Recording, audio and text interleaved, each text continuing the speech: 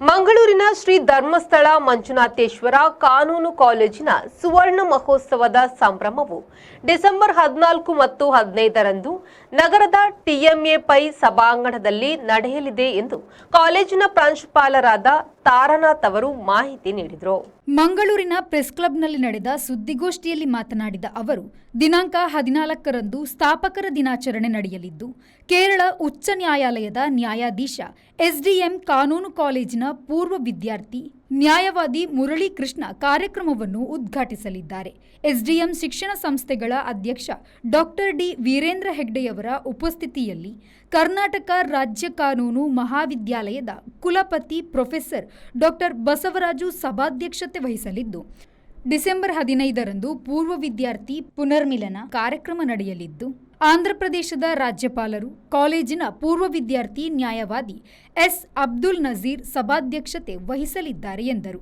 Doctor D Veerendra ಹೆಗ್ಡೆಯವರ ಘನ ಉಪಸ್ಥಿತಿಯಲ್ಲಿ ನಡೆಯಲಿರುವ ಈ ಕಾರ್ಯಕ್ರಮದಲ್ಲಿ ಭಾರತ ಸರ್ಕಾರದ attorney general doctor R Venkataramani ಪ್ರಧಾನ ಭಾಷಣ ಮಾಡಲಿದ್ದಾರೆ ಎಂದು ಮಾಹಿತಿ ನೀಡಿದರು.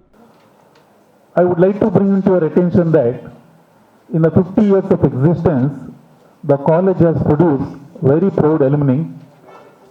Honorable Justice Abdul Nazir reached the Supreme Court of India.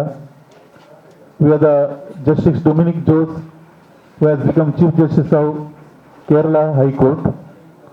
We have several judges like Justice Michael Dikuna, who was the judge of Karnataka High Court. And we have the Additional Solicitor General of India, Mr. K.M. Natraj. And many of our alumni have reached the pinnacle of success. Some of them are IAS officers, some of them are top lawyers, some of them involved in the various administrative spheres, political spheres, etc. ಸುದ್ದಿಗೋಷ್ಠಿಯಲ್ಲಿ ಹಳೆ ವಿದ್ಯಾರ್ಥಿ ಸಂಘದ ಅಧ್ಯಕ್ಷ Devaraj K, ಪುರುಷೋತ್ತಮ Bhat, doctor ಬಾಲಿಕಾ, ಸತ್ಯಾತ್ಮ ಮತ್ತಿತರರು ಉಪಸ್ಥಿತರಿದ್ದರು. Nagesh Kavoor, ವಿ4 news, Mangaluru.